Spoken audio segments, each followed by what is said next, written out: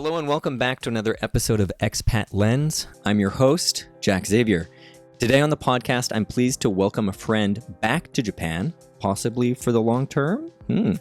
My guest today is a kind soul from the Great White North, an aficionado of fashion and a 16-bit visionary. John has a knack for blending retro Japan vibes into his creative endeavors in a really fun and engaging way. I'm excited to hear his take on Japanese culture, fashion, and so much more.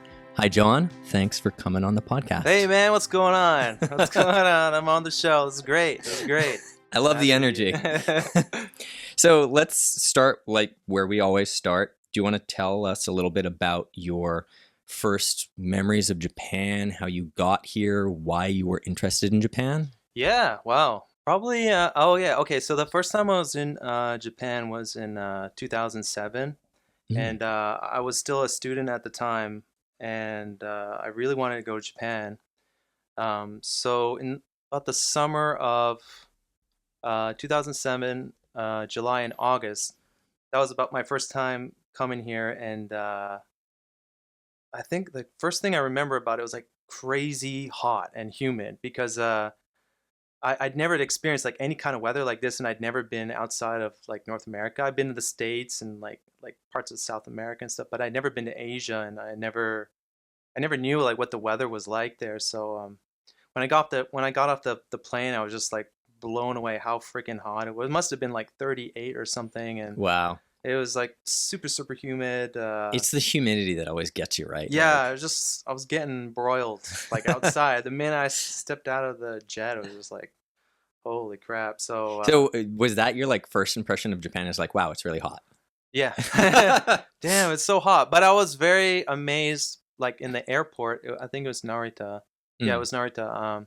Just everything's like so clean and like so pristine and orderly, and but it was the first time I was traveling alone ever. I'd always traveled with family beforehand. It was always for like a family trip or something, but I'd never really like not only like traveled to the States, like I hadn't traveled to the States alone. I'd always been with family, but like this was the first time ever alone in an international country. And my Japanese was just so-so at the time. It was not great. I would say it would probably be like N5 or something like that at that time. Some introduction, asking questions and stuff. Yeah. I couldn't even do like Chiko Shokai. I couldn't do, I couldn't do that stuff. So, before this began, we had a lot of conversations and we were talking, and you said that you and I are kind of like mirrors of each other. Oh, yeah. It's so funny, man, because okay, you were 19 in 2007. That's the first time you came to Japan. Yeah, don't date me right here. Well, like don't expose so my was age, I. Man. Okay, all right. Oh, yeah, it's true. Yeah. And 2007, the first time I came too. And cool. 2007, my trip to Japan was the first time that I traveled internationally by myself. So interesting. Well, okay. So there's some parallels here to explore. It's getting scary. Yeah, right. Spooky. It's a little Twilight Zone. But okay, why did you come though? It was just for tourism? You said you were a student. Was it an exchange program? How did that work out? I just wanted to. I had a friend from high school. His name's Ryan Lee. Shout out Ryan Lee. I love you, buddy. He got me started studying Japanese in the first place, and we had two tutors from Osaka. Their names are Michio and Miyuki, and they were sisters, and they were good friends of Ryan and his dad. And long story short, they just like invited me to Ryan's like restaurant. It's not like a restaurant. It's like do you know hodokwaja? It's like a walnut cake. Korean walnut cake. Oh, I've never had it before. It's like a little cake with like walnut paste inside. Sounds good, like a marzipan kind of thing. Yeah, it's like that conveyor belt thing. Like it just cooks like a pancake over this marzipan type thing, and then they just give you like a little like donut box thing of it, and then that's how his dad made money, and it was like always a big hit in the community, in the Korean community. And so like after school, or sometimes we would go to his dad's shop and we'd go study a little bit of like really basic Japanese. And the sisters Miyuki and Michio were, I think, there for working holiday at the time, and that's when it was like very early, I think, in Canada, the working holiday system. Okay. And so anyways, we wanted to both go on a trip together at some point, and we kind of coordinated that we could do it in the summer. But I wanted to go a bit earlier, and it's actually my family, my dad and my mom wanted me to go on a tour first. So Okay. I was like, okay. So they signed me up for this tour. It was like not too expensive, but um, I uh, I actually, I'm just thinking now.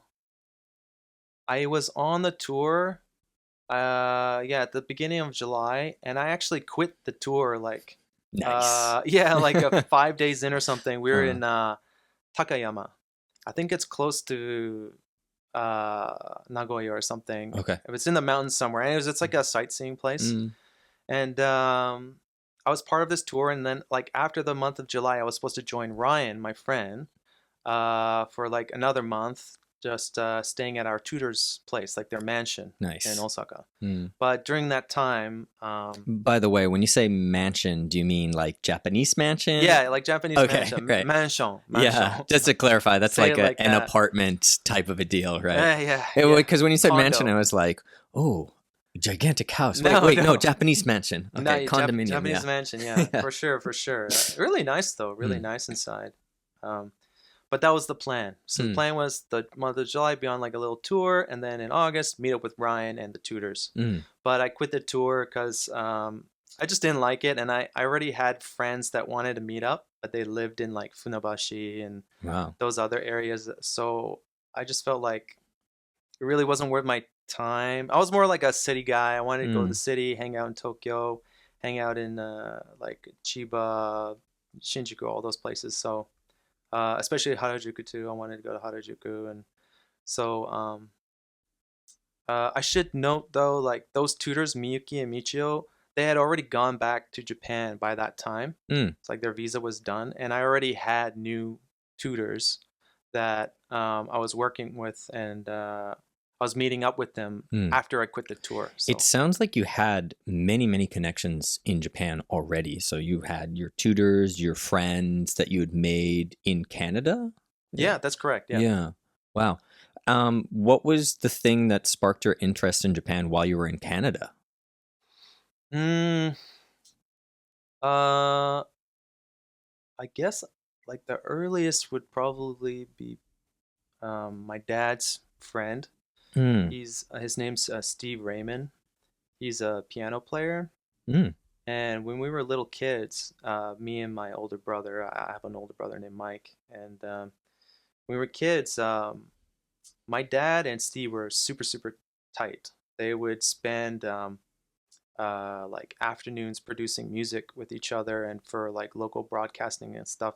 My dad used to be he still is a musician, like you know in like private or at home, like he'll play music at home and stuff. But he went down the path of law. He became a lawyer instead, and but Steve, this guy, this piano player, was a good friend of his, and Steve would always go to Japan often, do like piano performances, and he would like play live and part of like an orchestra and Wow. all sorts of stuff. And when he would go, he'd bring like little souvenirs back for me and Mike. Cool. So I think the earliest one I can remember is like those old school Godzilla dolls, Yeah. Gojira dolls, right? The Yeah. Sofubi, What the is sofubi? I don't know this word. soft vinyl figure. Ah. Those like designer, like really funky looking monster Mm. toys. Mm.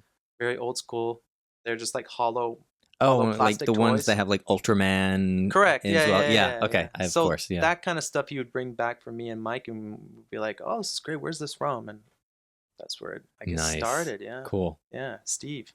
I like those little Genesis stories, and it doesn't need to be a huge thing. It can be just this little spark, this Mm. thing that was like you realized, oh, this toy that I really like came from Japan. That's interesting. Let's see a little bit more about Japan. So that sparked your interest, and then you started studying Japanese too. Like, I guess I'd like to ask, how did you make so many Japanese friends and so many Japanese connections while you were still in Canada? Good question. You're I just don't a know. social guy. I just, yeah, I guess so. I really did pursue those like circles.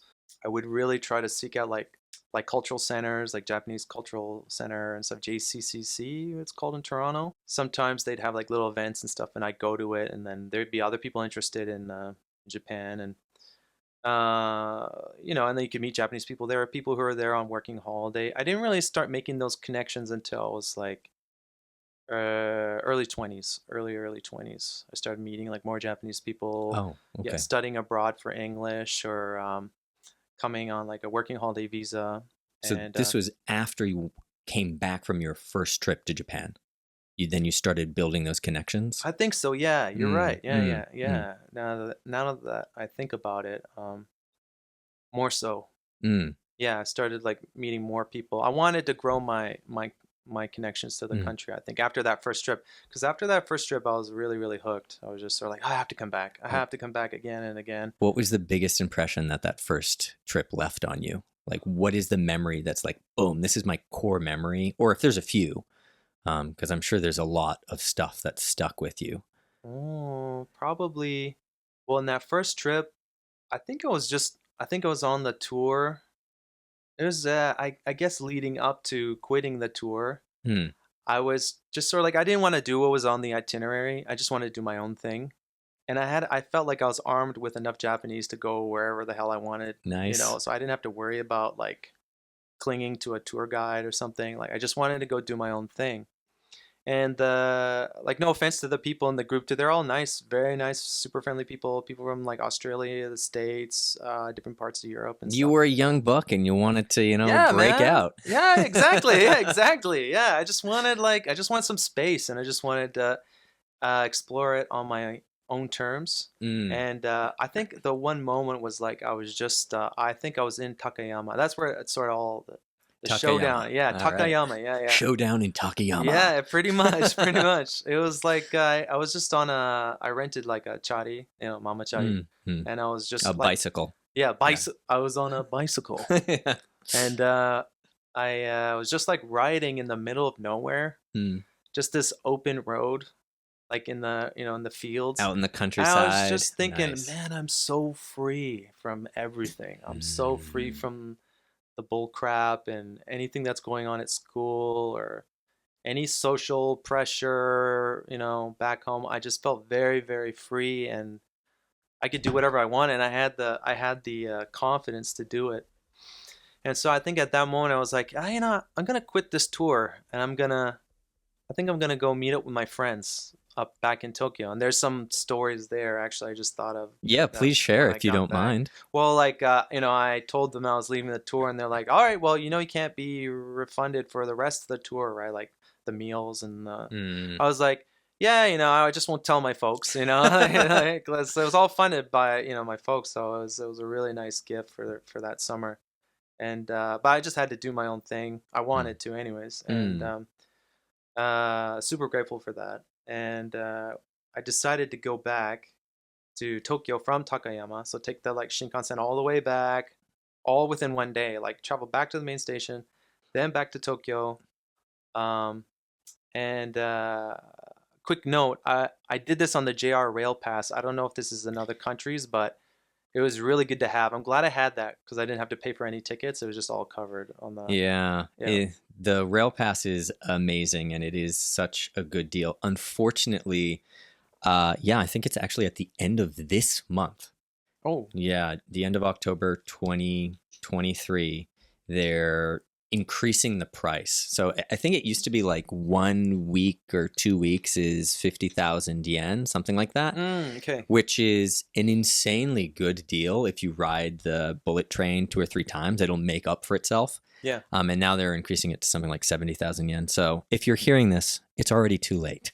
Yeah, pretty much. Oh, well. It was a good, like, it was a good for, good thing for, its time. I don't know, like, now it's a little bit expensive, but at the time, like, it saved me. I could just leave and like travel as far as I wanted to go on JR, of course. You got right? that freedom that you were looking for. Oh yeah. Just jump on the bullet and I'm back in Tokyo within like a few hours. I just didn't mind that. But it was funny. I called from like a payphone to my tutors at the time. Their names were Ayumi-san. If you're out there, I don't know where you are, but if you're listening to this podcast, that'd be pretty awesome. You know, it'd be good to talk to you again. So, but yeah, I called Ayumi. I'm like, hey, I just quit my tour.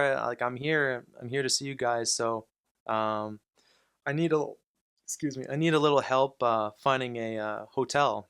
Hmm. And it was like the day of, so they're like scrambling to find a place for me to stay. And we finally found a I don't know what you call like manga kisumitai. I can't remember. Like It's like it's a manga cafe, but maybe they had explain rooms what that is. Oh, upstairs. really? They had rooms upstairs. Yeah, this was somewhere in Chiba or Funabashi or something like that. Hmm. And It was like proper rooms, or were they little cubicles? like little cubicles. Yeah. They had a shower and like a fold-out couch. Sure. And but I remember they picked me up from the station, and I think it was like Nishi Funabashi station, and Yeah. they picked me up in the car, and then I think we just went to go get something to eat quick, and then we went to the room. So the manga like reading area, like the cafe areas on the first floor, and then above them are rooms. Mm. And they take me up to the room, and I'm just so tired. Like I just want to like lie down or take a shower and lie down. It's been a long day. I've been traveled all the way from Takayama to Tokyo. It's a long day. And you were probably still a little bit jet lagged. I Oh assume, yeah, right? for sure, Yeah. for sure. Yeah. It was still the first week, I think. Yeah. Yeah, and of July. It was hot, sweaty. I'm adjusting to everything, and so we get to the room, and Ayumi and her friend are like, "Okay, well, bye, John. We'll see you tomorrow morning, and you know, we're gonna take you to your actual hotel, which is tomorrow, because we couldn't find one for today, but there's another one we're taking you." And so I'm like, "Okay, oh, thank you. I'm so grateful for you guys. Thank you so much." And I turned on the TV. Like they closed the door, and I turned on the TV, and like it's for some reason somebody left the TV like full volume porn, like super loud. It was just like it was like hardcore. I was like, "Oh my god." And my tutors were like, they're like, "John, are you okay in there? You know, what's they going had on?" like just They're left. just outside the door, so they know what's going on in there. I was like, "Oh God!" I was like scrambling, like turn the TV off, and they're like, "It's okay, John. Are you okay in there?" I was like, "Yeah, oh yeah, everything's fine. I'm just tired. I need a break, you know." Oh The my wrong gosh, kind of break, though, you know. dude, that is an awesome story. Yeah. That's beautiful. Yeah, it was you know, the next day was a little interesting. Anyways, they're looking at me a little different, you know. But We had no idea. yeah, John, we didn't know you're into that. You know, I mean, come on, like they could forgive me for that. You're a red-blooded North American male. What can we say? Yeah, you know, I need to get my fix right when I get in the door, you know. Oh my goodness. Yeah, I dropped my pants. The first thing I did, I got in the room. You know, I couldn't help myself.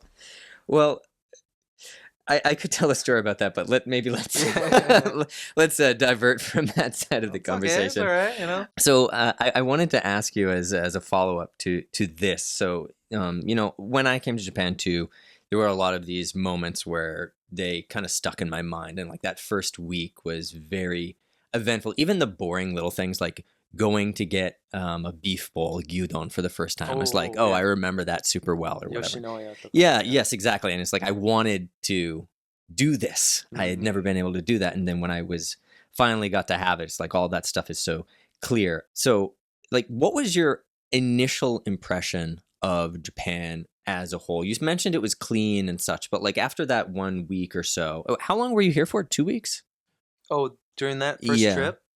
That was 2 months. 2 months. Wow. Yeah. So you must have had tons and tons of experiences at that time. Yeah, oh yeah. Yeah. So much stuff happened actually. Yeah. It was like everything you can imagine. Yeah. Moments of embarrassment. And, like I messed up, right? I made lots typical gaijin mistakes, you know. Did you have some like gaijin smash moments when you like were breaking the rules but didn't know it? I probably did. I just remembering all the stuff is, you know, it's like 2007, so it's quite a ways away. But I definitely had some bad, embarrassing moments, but it's okay. Like, hey, that's what life's all about. Like you all those lived through stories. it. Yeah, exactly. So, but yeah, at the moment, no, I can't think of any, but I definitely have them. Definitely. Yeah. Just like some that were like stupid. Not like, what was I thinking type thing. I was like still like 19. Yeah, of course. Young guy. So I'm still, my brain was still wrapped up in like North American customs and culture and everything. I think like that's a one mistake somebody makes is like when they come to Japan, they try to, I guess, like experience it from their understanding, like where they grew up. A lot of people try to do that. So they think comparatively Japan is, oh, it's similar, but just different language. But actually, there's a lot of differences culturally, and there's a lot of like unspoken rules. I'm sure you've probably covered stuff like that. Like, Hey, please, yeah, I'd love to hear your take on it. yeah, the unspoken rule stuff, like certain things you should and should not do, and kuki yomeru no koto toka.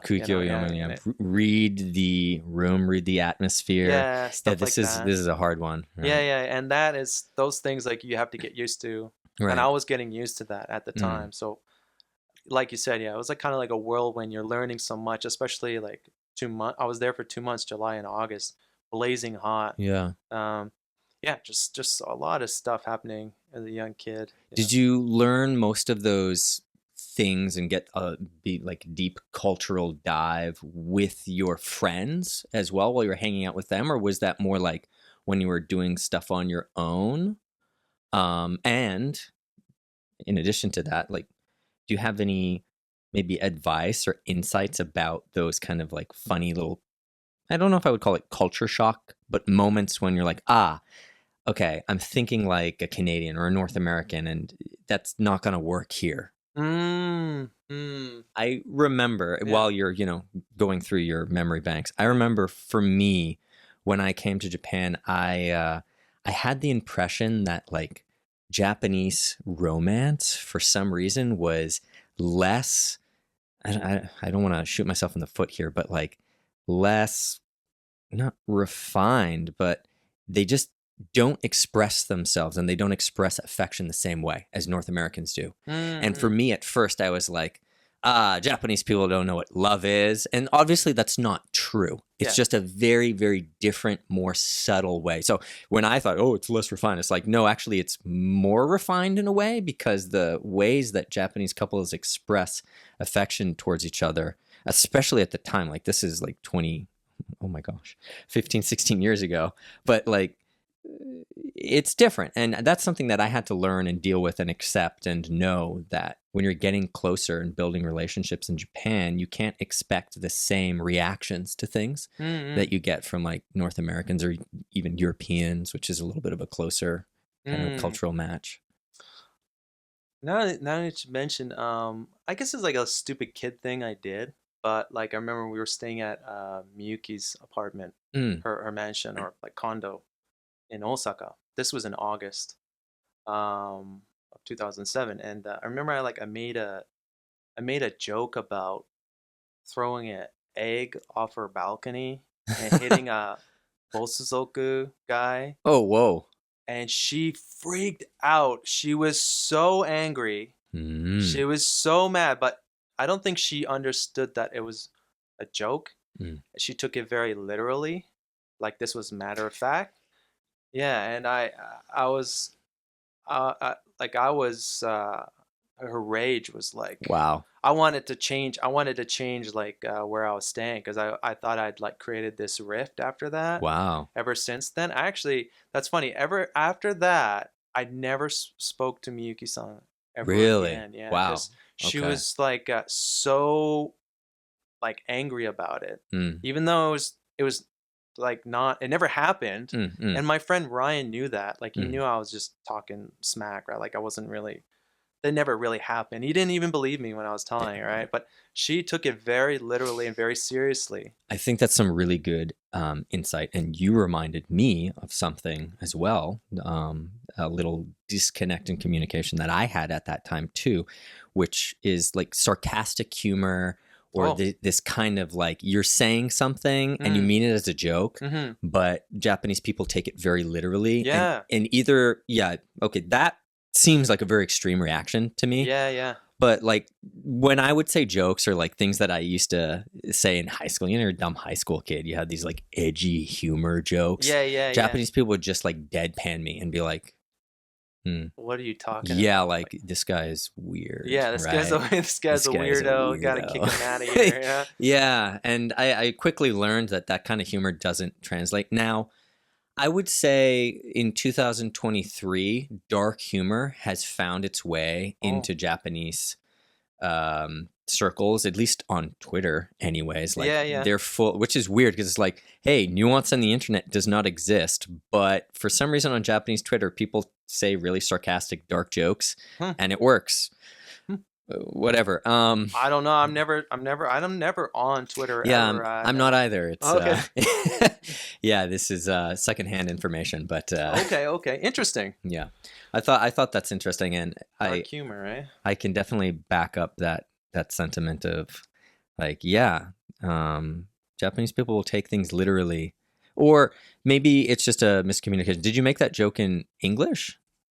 Yes. Yeah, okay, Yeah, that yeah, yeah. might have been My part of it Japanese too, was right? again at that time not. I Yeah. could never can't explain to her Mm. like it's just a joke Yeah, actually.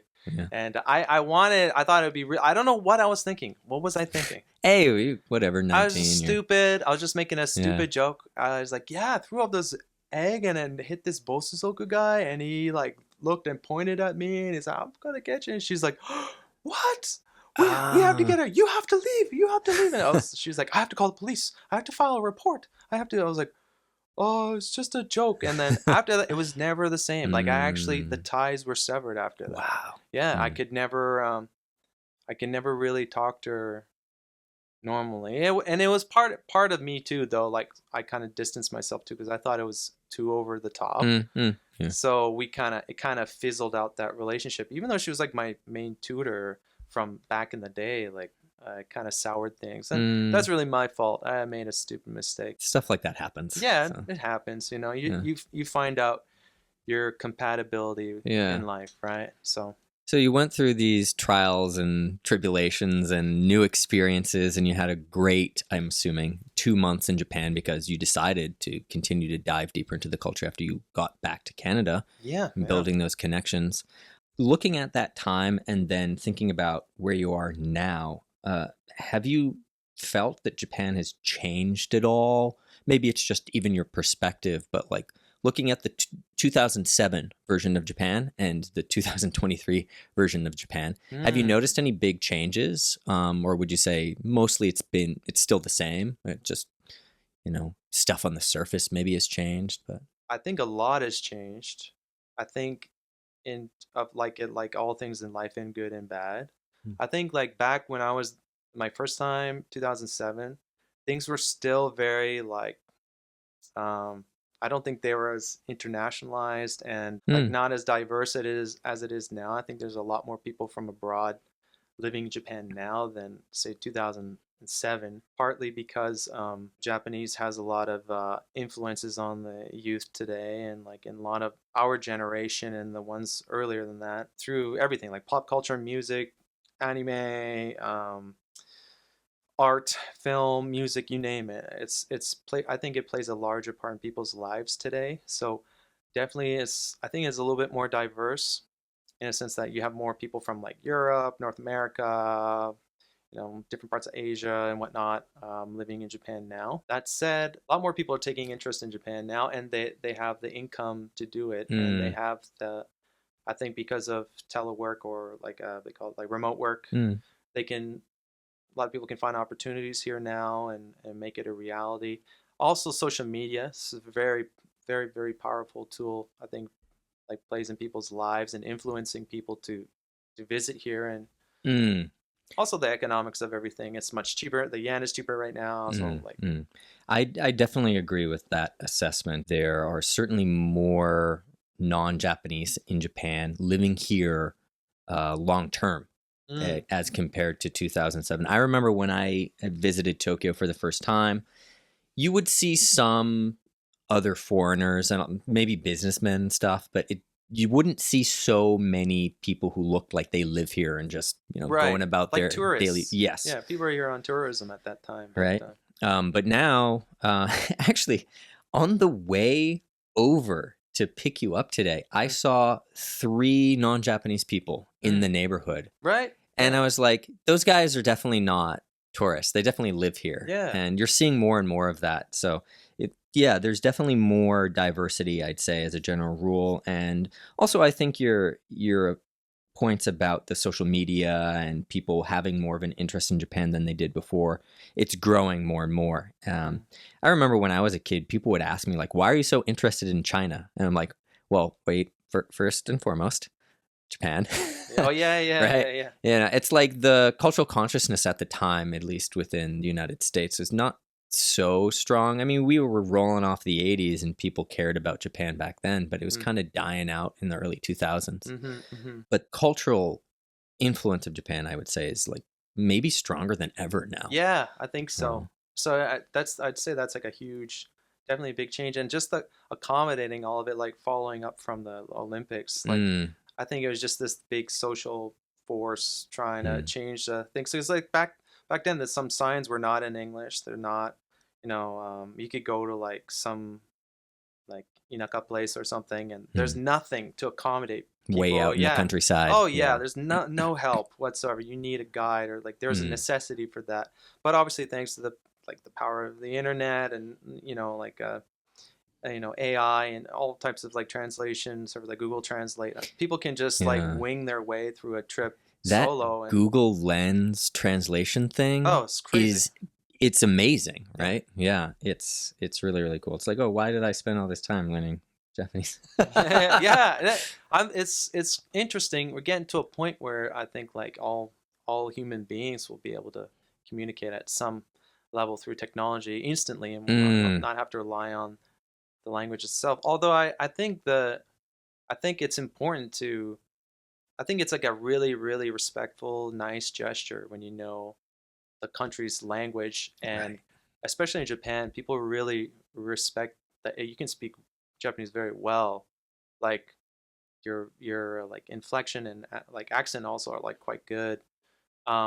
So like if there's any like key point, I would say like if you had to come to Japan and this is your first time thinking about going to Japan or moving to Japan, like a lot of people might want to avoid it, but I really, really suggest, I really highly suggest studying Japanese for sure. For sure. Get that even get that N5, N4, N3, great. You could even work on N3. You could work in the workforce here. Like you could do it. But I think it's just such a nice way to let people know, like Japanese people know that you care and you're aware of the cultural atmosphere here, and it's just so reassuring, and I think it's really inspiring for Japanese people too. They go, wow, this guy, he speaks Japanese. Good, pretty good. I mean, like pretty good. I'm impressed. It really is a really nice gesture that commands respect, I think. I think it's also a bridge or a tool to get closer to Japanese people as well. Absolutely, right? Yeah. Like I miss that. It's just like, I'm very thankful. Like I worked on it all those years ago. Now I haven't touched a book since, but like no, I haven't touched a book since like 2017 or 17. Yeah, but yeah, like. Speaking of that, from here, I wanted to talk a little bit about this idea of Japanese pop culture and stuff, because there's some things that you're sort of a master about on that side. Before we jump into that, I just wanted to say, having been outside of Japan for a while now, 2 years or so? Almost 2 years. Yeah. How do you maintain your Japanese while abroad? Or abroad, back in your home country, I suppose I should say. Well, I learned like the basics and everything at an early age, right? So like when I was in high school, I was learning the basics, and then I was like, okay, decent like by 19. So like it's already ingrained in my brain. Like it's almost like I lived in a Japanese household like when I was younger or something, but it feels like that. Like you had to use Japanese at home, but you live in Canada type thing. I feel like it's sort of like that, but I mean, if I said that to some actual Japanese people living in like Los Angeles or whatever, they'd be like, "Man, it's totally different. Like you either speak fluent, perfect, or not." But I would say like besides that tangent, I would just say like the way you keep it, as I'm very lucky. My wife's Japanese, so she usually speaks Japanese most of the time. Her English is perfect. It's just like every now and then, we'll like speak Japanese to each other, or like in secret or something, we'll speak it while we're in Toronto. So, Nice. yeah. That's cool to have that secret language that you can Yeah, oh, it's use. so Yeah. great. My wife said the same thing when we were visiting my hometown. She's like, I've never thought that Japanese was useful before, but now I think it's useful because we can use it as a secret language. And I'm Yeah, like, you know, so yeah, right. yeah. Like, You want to make a comment about a certain individual over there or whatever? It's like some weird guy. It's perfect, you know. Like they have no idea. They have no clue, right? yeah. They don't know what's going down. Also, it just kind of feels fun to be able to speak a language and people are like, whoa, what is that? Oh yeah. Anyway, let's move on to the next thing, which was since you had mentioned Japanese pop culture and like the strength of that and such. And I wanted to throw the word or the idea Japanese aesthetic at you because I kind of alluded to it already, but you're a man who has, I'm sorry to say this, but a passion for fashion. Oh, okay. And particularly Very like fashionable right. man. Yeah. Oh, but no, like your streetwear, your own brand as well. If you want to go into that and Sure. talk about it and Yeah. give us a plug for that. Sure. But this idea of a Japanese aesthetic, because I'm not sure, but I feel like you and I have a very similar kind of mindscape as to what that might be. Mm-hmm. And if you can put that into words, I think that would be, well, I'd appreciate hearing what your take on it is. What's a Japanese aesthetic to me? To you in the pop cultural realm. Because the way that I see you make content, you and I alluded to it in your introduction as well, but you have this kind of like retro futuristic Japanese vibe, kind of like mixing video games and kind of a funky, I'm not sure, but I really like it. Thank you. Yeah, no, it's great. Like I don't want to I don't want to stroke your ego too much over here. Yeah, don't hype me up too much, you know. I get it. Yeah, it's I think it has to do with what anyways, like what Jack's saying is I have a little brand called the Rickett, and I just make streetwear. I'm not like super famous or anything, not yet, but Not yet. not yet. In the Toronto scene, it's starting to get a lot more momentum now. I'd say like the aesthetic that I have for my stuff, it's really just a combination of a few things that I think like all guys who are getting into that like scene, the streetwear scene or whatever, should have. Okay. So there's a few things I feel like people should have when you're making your graphic representations or whatever you're working with. I feel like there's a few like quintessential pieces. Like if you don't have these, your work is kind of bland. So in terms of the aesthetic you're talking about, my brother used to play lots of JRPGs, Japanese role-playing games, like video games, right? But they're like RPG games, so it's like usually a fantasy setting, classic fantasy like swords, dragons. But there'd be games on like Super Famicom or like PlayStation 1 or 2. I'd say a lot of that stuff was like a really nice part of my life growing up. I used to love watching my older brother play like games like Chrono Trigger or like Seiken Densetsu 2, which is called Secret of Mana. Oh, those are classics, man. That game left a massive imprint on me aesthetically. Just a really fond memory of my early years where I was just like really happy, like didn't have to worry about much, just watch my brother play video games. I was just the audience to him making the story unfold, and it was just like a lot of fun. It was a lot of fun too, like when you'd be named after the characters in the game, so like you could rename a character your name, or my brother would name his character this character, like he would be Cloud and I would be Barrett or whatever. And so instead of Barrett, it would say like John or Johnny Boy, or sometimes we put Mr. T and like, you know, like funny names and stuff. But it was a great experience, and it was just like a fond experience of like a really nice time. So I'd say like I draw a little bit from that, but in terms of like strictly Japanese, there's some like streetwear brands I was a big fan of, like in the like early 2000s. Just when I started getting into sneakers and clothes, like streetwear brands, at that time, there's like a lot of Japanese streetwear brands. There's so many. A lot of them are gone now, unfortunately. That's what I seem to understand as well. Like the early 2000s was almost peak of Japanese like street So fashion, right? many. There's Yeah. so Okay. many and really good ones too. And they just had a very good sense for design or graphic Mm. design. Like simple but intriguing. And I just loved all those brands. One of the ones that I really loved was Bounty Hunter. And the owner, Hikaru, is like, he really loved toys. And he was good friends with the guy who started Babe, Bathing Ape, which is Oh, Nigo. really? Yeah, yeah. Yeah. Those guys were all tightly knit. Like Nigo, Hikaru, who else? And this is the Junyo. Harajuku scene, right? Yeah, the Urahara scene, right? Mm. So the guys that are working like in the back streets of Urahara, right? Urahara, right? The name Back streets implies, of right? Harajuku, yeah. Exactly. Those guys were all running the streetwear scene and making the most pivotal work for that culture.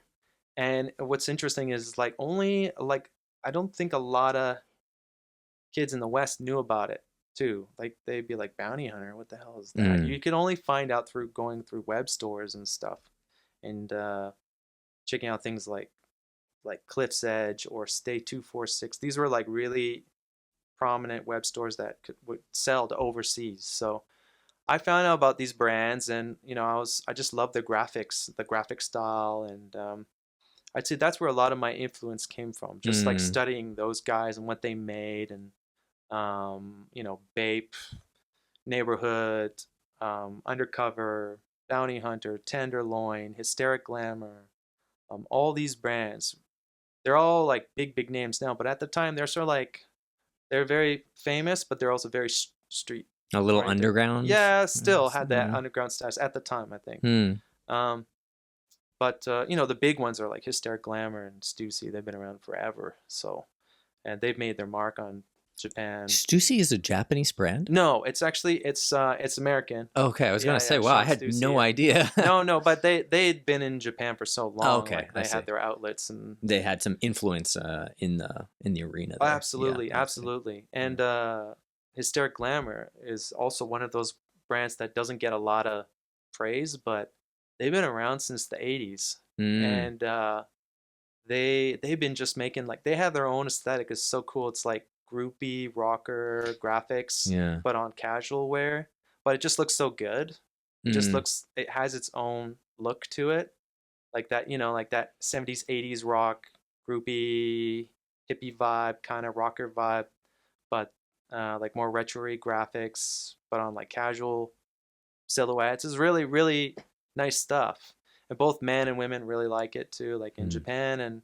But it's funny, you maybe like 10 years ago, 10, 15 years ago, you go outside of Japan, like nobody's heard of Mm. Hysterical Glamour, but it's Mm. a really big brand in Japan. So I digress. Like going back, like those brands influenced my understanding of like Japanese aesthetic, at least for like graphic design. I Mm. think. Yeah. Mm. Nice. Yeah. Thanks. That's exactly the kind of stuff that I wanted to Oh, cool. to Good. get into. Yeah, no, because you have obviously, again, and we kind of laughed about it before the podcast started, but the word passion, but you do have a lot of passion for this stuff, man. And like, I think it's good to let it shine through because there's a lot of knowledge there as well. You had mentioned that there was some points that we should keep in mind for like making streetwear or giving advice. Did Oh you yeah, yeah. actually, I'm sorry, did you actually tell us what those were? No, I didn't. Yeah. But thanks for bringing it up. Like, I'm no like super success case or anything by any means. Like, I had a pop up recently which did very, very well. I sold a lot of stuff. And there was a super cool sword too. Oh yeah, yeah. that a lot of people wanted to like touch it and like swing it. It was a really fun time. A lot of people showed up. It was nice to have some like actual cool success for it. Was that sword the Seiken Densetsu, like the Legend of Mana sword Oh, inspire? so you picked up on that. That's what I mean. Now I'm totally seeing it. Now that you said that. Yeah, man. Yeah, the sword. It's such like a sword is so iconic. It's so old as time, right? So. So you had this successful pop up, and you've learned some things as you've. Yeah, I would moved say along. like if you're gonna, but I have to say like three things I really notice about having a brand is like really important. I think it's the first thing is you have to have taste. And by taste I mean you gotta be a consumer like you have to be a consumer, but you also have to like practice in the art form as well. So you gotta like experiment, buy some pieces like graphic tees or whatever from brands that you like, or you gotta study what's out there and learn what your favorites are doing and Mm. I'd say that's solid advice for yeah, almost any skill set. yeah, Yeah. have taste, because I see like a lot of people that start and a lot of the stuff is very boring and tasteless. Mm. There's no individual artistic expression from it. Nothing like interesting. It's just Mm. like font on a tee, and then they think they're hot. You know, like okay, they think they're hot shit, but it's just whatever, and Mm. they don't. I talk to young kids who are like just starting and they don't understand why nobody buys their stuff. It's because they have to work on building their taste first. And I think that involves being a bit of a consumer, supporting the Understanding what it is culture. that you like, Yeah, and yeah, yeah, that's yeah. really important. But also on the flip side of that coin is you have to work on your skill set. So you got to work in like on Photoshop, Illustrator, all the Adobe Mm. settings to find what you're comfortable in and the way you want to make your graphics or whatever. Mm. Like as a like graphic designer, I'm not Mm. saying like Mm. fashion cut and sew, because I can't say like I'm a fashion guy. I think I found out more that I'm more of a graphic guy than I am a. What's the difference between those two? Because I've been referring to you as a fashion guy, but if I'm a novice, so I don't really know what the difference would be. Oh, it's all good. Like I think when it comes to, I had a better understanding to fashion as I got older, and that's really about understanding the human body and the fabric, like the texture and the quality of fabric, how it's cut and put together, um, pattern making, uh, like styles of clothing, like understanding was this collar higher 10 years ago with this type of point. Like the people who are really into that, those people are into fashion, I think. Hmm. Whereas I found that I was like, I don't mind mass produced clothes. I just care about the graphic representation or The the image. visuals, Yeah, the yeah. visuals are what's presented Mm. instead of the garment of itself and how it looks on somebody. I see. That is like real fashion. Those people study the greats. They look at all the catalogs and whatnot, or they're into buying, or they like to be they like to work in boutiques and they like certain Mm. brands and designers. I didn't really care about that. I found as I was getting older, I was more interested in the guys like Skate Thing, or Mm. who's like a who's like a real trailblazer for the graphic graphic design scene. Mm. He's the guy who's designed multiple design for all these streetwear brands. They all went to him to Mm. make their stuff. So even like the bathing ape Yeah. Yeah. face, I think that is actually by Skate Thing. I could be wrong. Don't quote me on Interesting. that, but that's actually Oh. by him, and he's a big instrumental force in the streetwear scene today. Even today, Wow. he works with another guy named Toby, and they have a brand called CE or Cavempt, and it's actually like quite a good brand. I really like the brand too. And Mm. they're very graphic based, but they still use like just sweaters and hoodies, sweatpants, trucker jackets, you name it. Like they're Mm. very not like too sophisticated in the human body, but more about the message and the graphic Mm. representation. So we need taste. Need to develop your taste. Taste is really important. It's number two, I think, is Was the skill in terms of how you're designing your graphics, how you're understanding and producing a graphic like style image. I'd say those 2 points are taste, part of taste, Okay. because like taste, like how you do it and what you consume Okay. influences your taste. So those two dovetail into one. Okay. Yeah, one. And then I'd say number point two is like have a round table. A round table of friends or people you like are in your circle that you really vibe with, or you have the same ideas about things, same taste in music, same taste in brands, same taste in anything. You could both like pro wrestling, or you could both like this cartoon show from the 90s, or whatever it is. Having a round table and talking to those friends or colleagues or whatever that about your ideas and sharing with them and hearing their feedback is really important to making good stuff. I really like what you just said there. Yeah. I've often loved this concept of round tabling with friends. I like to add a element of like very diverse opinions within that, my own personal image of that. But I definitely understand why you would suggest people to have those similar tastes as well. Of course, like we all have to have something in common. Well, yeah, we all, yeah. like we have something in common. You Right. obviously gravitate towards each Right. other because you both get it, and it's fun and it's Mm. exciting and it's cool. It's nice to have in life, have friends like that, and feel like those people who have like similar taste, like you, taste in things and have experience with things. You can reflect on what they say, and it'll be genuine good Mm. advice if you want to like change something in a Mm. design that you have. So sometimes I have these two friends that work in they work for like boutiques in the GTA, boutiques and like larger companies now, and like licensing. And I'll show them my ideas like through Insta or just like DM, and I'll be like, hey, what do you think of this thing I'm working on? Mm. And, they'll send me a fire emoji or whatever, like, but they'll say like, oh, that's dope. What made you want to do that? And I was like, oh, I liked Gautier's old stuff back in the day, like 1999, Jean-Paul Gaultier stuff, and I wanted to make a graphic like this, and it looks like this, and they might make something like, oh, it's dope, but maybe just too much red. Mm. And they just give you a point of view that you could never see as the creator.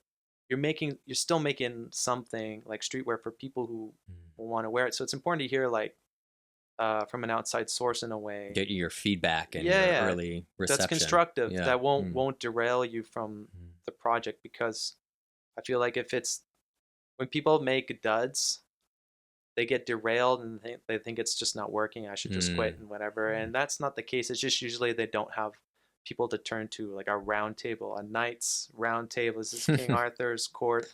You got to turn to Sir Galahad to like, what do you think of this? And, nice. You know what I mean? Solid I think reference. It's really important because all the other guys do that too. I feel like I'm sure those guys who ran, Bape and whatnot had a round table guys that would be like, what do you think of this for next season? Like, this is dope, but too much of this, So I think that's good. Taste, round table, and number 3, just to breeze by, I would say, I feel like your greatest, like I feel like good work is always stuff that's like a little bit out of your depth. Always go further from what you like than just a t-shirt sometimes. Like try something you gotta new. reach. Yeah, because I always feel like when you don't really know what you're doing for something, but you have an idea and you want to pursue it, sometimes really cool stuff just comes out of it. That's nice. Yeah, it reminds me of a quote, and I don't even remember who said this, but I read it years ago and it always stuck with me, and I didn't really understand what it meant until, well, I think I understand what it means now recently. And it goes something along the lines of that man's reach should exceed his grasp, or what's a heaven for. When I first heard that, I was like, oh, sounds cool, but I don't know what it means. Quote, damn. But right, and I come to understand that it means that you need to go beyond what you're capable of now in order to reach that greater being, that greater state, that heaven that you're searching for. Interesting. So even if you can't get there right now, keep reaching for it, because one day it might come into your grasp. Yeah. It's actually just a millimeter away, really. Could be, right? Yeah. It's just, I feel like, so for my stuff, I can only speak from what I know, but I would like, I did t-shirts in the beginning. I did those for years, and I just got bored and I wanted to do something new. And, I like this brand called Capital, and they have a lot of like, kind of like hippie cowboy, Bodo, like Sashiko style type clothes. I've been a fan of them since like 2014, 2013. And they're really, really popping now. Like a lot of people love their brand. Like a lot of famous people rock their stuff. But they always did like weird, funky items. And one thing that was an item that's popular is their trucker hats. And I wanted to try like hot dyeing trucker hats. So you're not supposed to really do that. I found you're not supposed to do that. You're supposed to like dye it, have them pre-dyed beforehand. But Mm. I would buy white ones and then hand dye them with dyes I bought from the store, and then I'd like do an embroidered design on the side mesh and on the front, and that did great. Like a lot of people liked it. I don't have any left. Like it was a success Nice. just for what I had, and And you learned from it, right? yeah, always try something new. Like recently, I started using like past 2 years. I started using Alibaba. I never thought of using Alibaba. I just thought like work locally. Mm. Um, but I just thought, hey, like just give it a try, see what happens, and I can try to make new stuff, and I did. So I was making new like tops that were like anti-UV tops, and Mm. it was with like a fishing company. I would never have access to in Canada, but um, you got to reach, yeah, like you said, reach beyond what you're capable Mm. of in order to get like really interesting results. So like to recap, yeah, develop your taste, take your time until you have that moment where you want to just make your own stuff, and then have a round table of guys who reflect to that are also sort of into the same things and Mm. like or might also be making stuff. And then three, try to go outside your reach each time because you're forced creatively to do something different Mm. instead of just t-shirt, t-shirt, t-shirt, t-shirt, which can Mm. be boring and like hindering after a Mm. while. You're just stuck doing t-shirts. It's not a bad thing at all. I'm just saying you'd be surprised what you can make when you're forced to do something new. I think that's great advice in general, to be honest. Yeah, yeah. For And anything, I guess yeah, right. applicable to anything, Yeah, right? I really like that. Thanks for sharing. No worries. Thank you. Thank you. We're coming up on about an hour now, so Oh no! yeah, I know I time gotta. time flies, right? Jeez, we could Yeah, talk for another while here. exactly. But there's always going to be more opportunities. Any final thoughts before we wrap things up for today? And that, it can really be about anything. It can be about stuff that we've talked regarding Japan. Maybe your future vision of yourself and your relationship to Japan, because you may be staying here, you may be going back to Canada. That's a little bit up in the air right now. We're not exactly sure. Yeah. Well, you will be going back to Canada, but maybe you'll come back to Japan again. Like, Yeah. Yeah. So right now, my wife and I are wondering where to settle down because the like international dilemma, right? yeah, Yeah. yeah. It's I think this is a big. I think all like couples that are like, especially for Japanese and American, North American, Canadian, whatever, European, doesn't matter. I think they always have those dilemmas like where to raise the family, where to settle down, should be should it be here, should it be there. So we're sort of like in that space right now where we have to decide what to do. And at the time of this recording, there's a really bad housing market in Canada and Toronto, especially, where we just can't. There's no like possibility of owning a home there, like well, unless you're making, you're a high earner. And Mega unfortunately, bucks. yeah, Yeah. I'm not a high earner yet, but it's just it doesn't seem like a reality to own a home in Toronto at the moment. And in Japan, it is a reality and it's quite affordable. Um, so we're trying to decide what to do. Uh, but yeah, oh for sure, I'm always coming back, and but we're in the midst of deciding right now Mm. where to settle down, and Japan is great. It always has its ups and downs, and so does Canada. It has its ups and downs too. So, every country has its own brand of bullcrap, and you just had to subscribe to one of them, and just like you gotta stick with it. You gotta be in it for the long haul, no matter what happens. So we're just trying to figure that out right now. Mm.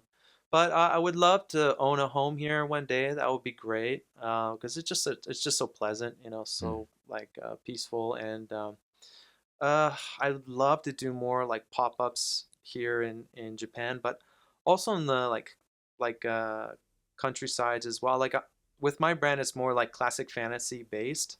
So I'd love to do pop-ups that take you outside the city that are more like immersive, like almost like a Oh, LARPy feel. that would be very fun. Yeah, and the shop, I was trying to originally from my Toronto pop-up do like more like a bushcraft pop-up, like make a hut and then like a Yeah. stove inside of the hut and Wow. then sell my stuff out of there for 1 or 2 days and then destroy the hut.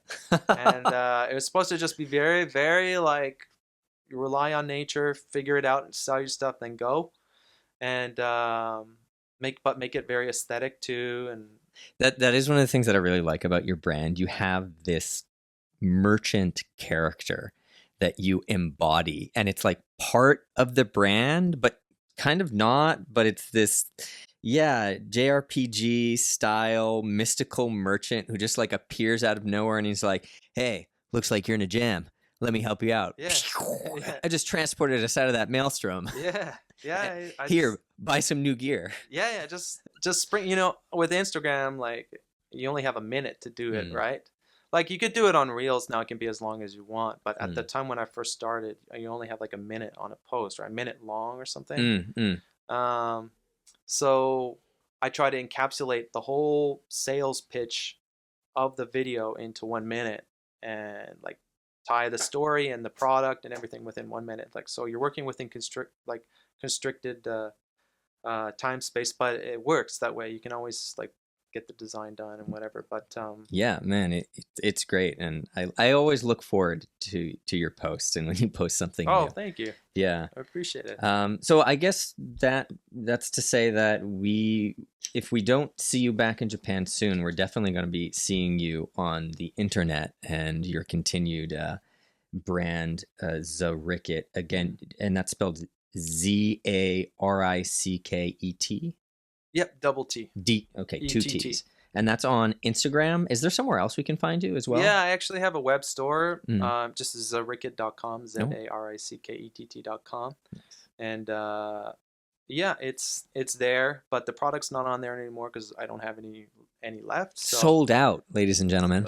Yeah. It did. It was great. It was a nice event, and I am looking forward to do a new launch, but for wintertime. I don't want to say like too much. I think it's good to be a little mysterious about your stuff. Never like give away too much information about your creative processes or whatever. But the mystic merchant will appear when he's most needed. Yeah, exactly. Yeah, exactly. Yeah. When he's when things are boring, he'll be there. Yeah. Nice. Well, John, thanks so much for coming on to the podcast. Hey, man, no problem. Thanks for having me. Yeah, it was a blast. And as you said, there's so many more things that we could talk about. And I always extend the offer to my guests. And of course, I'll extend it to you as well. Another session, maybe not tomorrow, but maybe soon. Who knows? Yeah. And if not soon, definitely again in the future one day. Yeah, I think it'd be cool actually if you had like a cafe sessions or something. It's like the after hours at the bar. After hours. Expat after hours. Yeah, after hours with Jack and John. That's kind of sick. Right? There you go. You gotta love the alliteration. Yeah, it'd be good. I think. I have lots more stories about Japan. A lot of stuff has happened. I should have prepared because no, you did great, and I love the stories that you shared. This is just chapter 1 of the John Rickett. Only the first chapter of the long saga. And Rickett. We'll be back next time. So we'll see you then. Thanks again, man. Thanks for having me. Cheers.